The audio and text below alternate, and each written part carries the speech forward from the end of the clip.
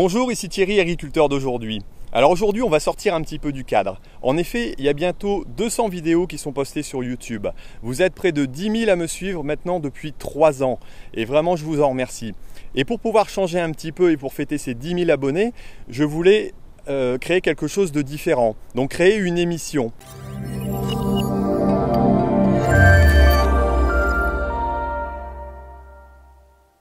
Alors une émission, ça va être quoi? 15 à 20 minutes donc de différents reportages, on en aura 3 ou 4 par émission.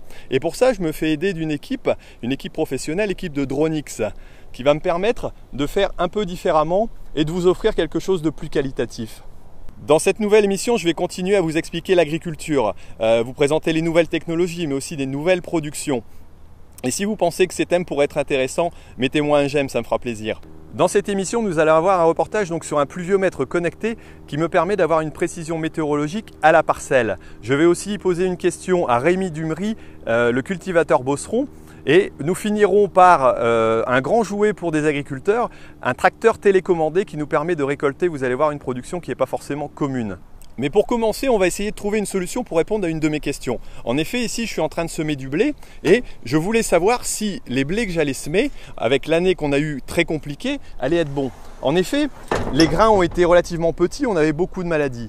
Et donc pour ça, j'ai été voir une station de semences, la station de semences donc de ma coopérative Lunéal, et on va aller voir comment ils ont fait cette année pour réussir à les traiter correctement. Allez, c'est parti! Alors bonjour Étienne Regost, alors ici on se trouve à la station de semences d'Achiette-le-Grand, et est-ce que tu peux m'expliquer ce qu'on y fait? Alors ici au sein de la station, on se situe où? Alors on est l'interface entre le monde de la sélection, le monde de la génétique, qui est en amont, et puis en aval, les distributeurs, à qui sont destinées nos semences, qui eux-mêmes les rétrocèdent aux agriculteurs. D'accord, donc moi agriculteur, j'utilise des produits que vous avez transformés et nettoyés ici, quoi. Tout à fait. Alors d'abord on les reproduit à travers un réseau d'agriculteurs multiplicateurs qui vont semer ce qu'on appelle la semence mère, génération G4. Et nous, à partir de la moisson, on va travailler cette graine pour la mettre sur le marché sous forme de semence commerciale. Alors avec 3 missions majeures, c'est de préserver la faculté germinative, la pureté de l'espèce et la pureté de la variété. Alors si j'en crois ce que j'ai pu voir cette année avec les types de semences qu'il y avait quand même des particularités et je pense que vous avez eu un défi à relever. Est-ce qu'en visitant la station, tu pourras m'expliquer un peu comment vous avez fait par rapport à ce problème-là? Tout à fait, c'est très démonstratif. On y va. Allez, on est parti, merci. Donc là ici, on se trouve dans la station de triage, mais il y a plusieurs appareils. Alors est-ce que vous pouvez m'expliquer les appareils les uns après les autres? Oui, effectivement, une chaîne de triage, c'est une succession d'appareils. Et chaque appareil va éliminer un type d'impureté ou de graines indésirables. Alors, chaque appareil trie en fonction des caractéristiques physiques des graines. Donc, on a, premier appareil, le pré-nettoyeur. On va dégrossir le travail, les grosses impuretés, mais aussi les toutes petites impuretés. Et ça va aussi faciliter le travail des appareils qui vont suivre. Donc, le deuxième appareil, c'est le calibreur. Donc là, on va travailler sur l'épaisseur et uniquement l'épaisseur du grain, suivi du triage par une colonne densimétrique. Là, on va essayer d'éliminer les graines malades ou certaines années, comme celle-ci, atteintes de fusariose, où on peut aussi, pour certaines années particulièrement humides, avoir des graines pré-germées. Donc ça, c'est le travail de la colonne. De la colonne. Et donc, c'est là où, justement, les grains fusariés qui sont plus fins vont être plus facilement triés. Oui, alors les grains fusariés ne sont pas forcément plus fins, ils sont surtout ridés. D'accord. Donc une forme, une largeur quasiment conforme à une graine saine, mais donc la possibilité de les éliminer, c'est la colonne densimétrique, c'est un courant d'air en fait. D'accord. Après ça, on va passer au cylindre alvéolaire, qui travaille toujours en paire. Il y a un des cylindres qui permet d'éliminer les graines rondes, dans l'exemple du blé dans de l'orge, ou du colza, ou du gaillet dans de la céréale, et l'autre cylindre va travailler sur des graines longues, par exemple de l'orge dans du blé, ou de la faux avoine, de l'avoine dans de l'orge ou de l'escourgeon. Donc encore une autre caractéristique physique du grain qui fait qu'on pourra le trier par rapport à un autre, quoi. Tout à fait, tout à fait. Et ensuite, il y a l'appareil de finition, donc on appelle la table densimétrique. En fait, on essaye de faire reposer un lit de grains comme en lévitation. Les graines lourdes vont avoir tendance à monter et les graines légères à descendre. C'est là où on voit un mouvement de secouage qui est assez impressionnant, quoi. Voilà, il faut créer un courant d'air suffisant pour créer justement ce lit de semences. Alors, une année comme celle-ci, avec beaucoup de graines fusariées ou malades, la table densimétrique était vraiment importante. Donc c'est là où on a fait vraiment un travail de finition, on a pu sécuriser surtout ce qu'on recherche, la faculté de la graine à germer. Et donc cette année, pourcentage de déchets par rapport aux années précédentes? Alors on a battu des records cette année. On est en moyenne autour de 30-32% de taux de déchets, ce qui est énorme en poids. Donc en volume, c'est encore beaucoup plus que ça. Et nous avons eu ou des lots ou des variétés, on est allé jusqu'à 50% de déchets, ce qu'on n'avait jamais atteint jusqu'alors. D'accord. Mais le résultat est là, donc aujourd'hui on est rassuré sur les facultés germinatives. Donc on aura des blés de qualité à semer. Oui. Et puis cette fois-ci la nature nous aide bien, on a des conditions de levée qui sont vraiment favorables. Ici dans la deuxième partie, on voit un système de cylindre tournant. Alors c'est ici que se passe le traitement, c'est bien ça? Voilà. Alors la graine, quand elle est reprise après triage, on essaye dans un trommel en mouvement, qui fait à peu près 5 mètres de longueur, de donner un mouvement à la graine sur elle-même pour qu'à l'entrée de la machine, la graine puisse être aspergée sur l'ensemble de ses faces et de pouvoir approcher au mieux le sillon de la graine. C'est ce qui va aussi permettre d'apporter la bonne dose de produit sur chacune des graines, ce qui est important. Ensuite, donc on passe dans un système d'ensachage où là on voit le tampon SOC bleu qui signifie quoi exactement? Alors, on travaille donc par gravité. La semence arrive en sac, 25 kg ou en big bag. Et là, on appose effectivement le certificat officiel, donc du service officiel de contrôle et certification, le SOC, qui garantit la pureté de l'espèce, la pureté de la variété et surtout la faculté à germer. Donc on arrive à avoir, j'allais dire là, le contrôle et la certification de la garantie du produit qui sera de qualité, quoi. Voilà, tout à fait. C'est notre obligation de résultat. Donc à partir de cette étape, le produit il est délivrable chez le distributeur. Alors au niveau du triage, on a 4 appareils qui sont relativement classiques. Par contre, vous m'avez dit que vous aviez ici un appareil spécifique. Alors quel est-il? Alors effectivement, on est désormais équipé de ce qu'on appelle un trieur optique. Alors lui qui va permettre de peaufiner le travail, surtout sur un plan sanitaire, donc d'aller travailler des lots particulièrement malades, et c'était le cas cette année. D'accord. D'éliminer encore des graines fusariées qui auraient pu passer au travers des appareils plutôt classiques, mais également de travailler des problèmes d'ergot sur les céréales qui sont quand même en recrudescence, même dans la région, et puis de travailler par exemple sur des févroles brûchées, donc d'éliminer les graines comme qui sont c'est le cas là, on voit bien la différence de qualité entre, j'allais dire, un caisson et l'autre, qui est bien sûr les écarts de triage. C'est vrai que visuellement, c'est assez impressionnant, quoi. Tout à fait. C'est vraiment l'appareil de finition dont on ne saurait plus se passer aujourd'hui.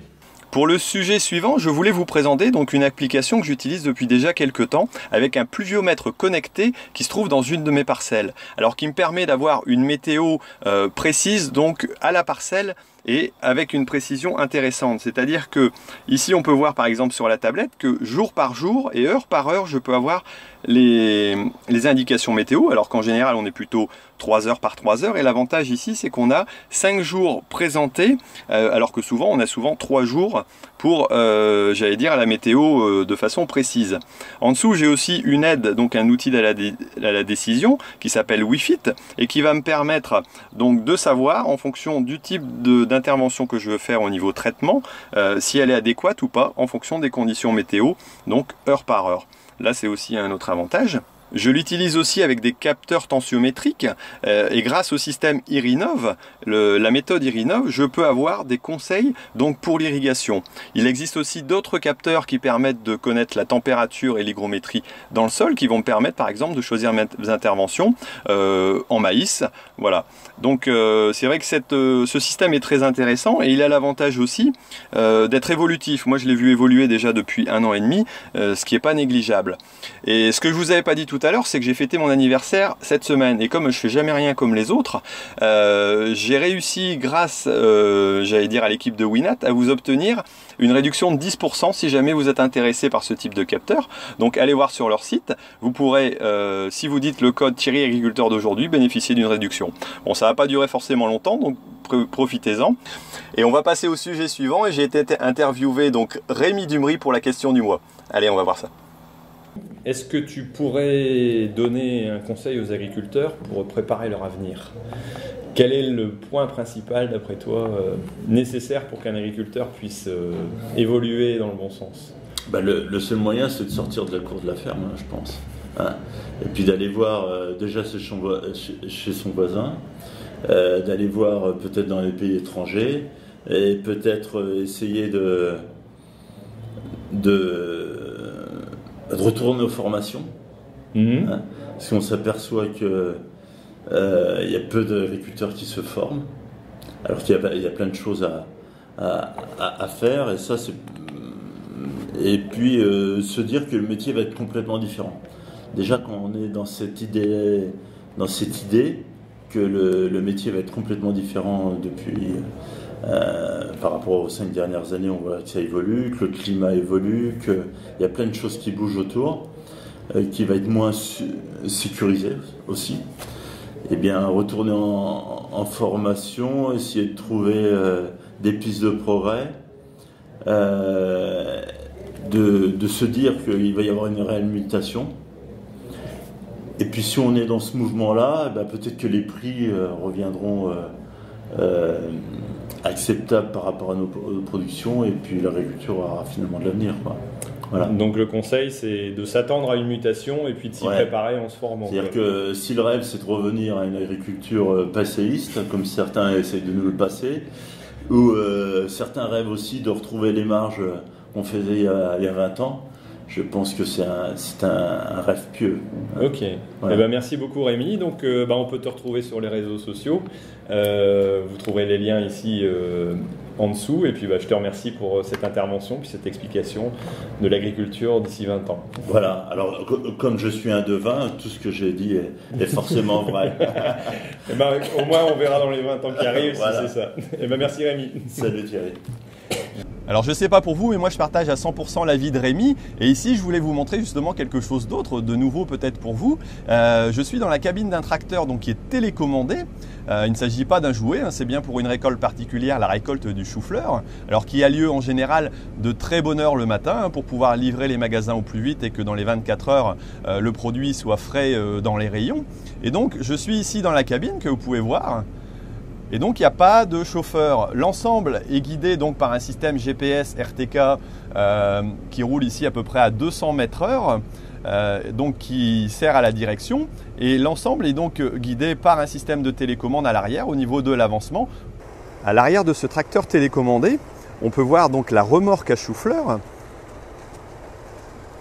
qui est équipée d'un tapis.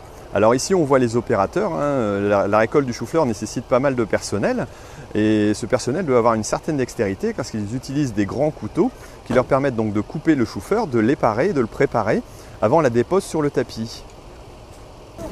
Lorsque le chou-fleur n'est pas assez grand, l'opérateur va simplement le recouvrir en cassant les feuilles au-dessus afin que celui-ci reste blanc et non pas jaune, ce qui n'est pas forcément très plébiscité par les consommateurs.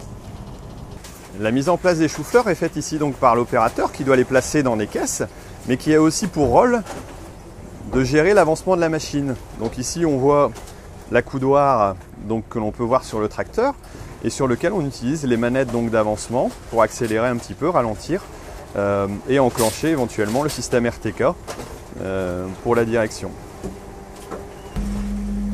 Alors les caisses sont ensuite transportées donc, sur une borne à tapis, puis remises directement au niveau du stockage, donc sur une palette, filmée, palettisée et prêt à partir donc, pour les livraisons.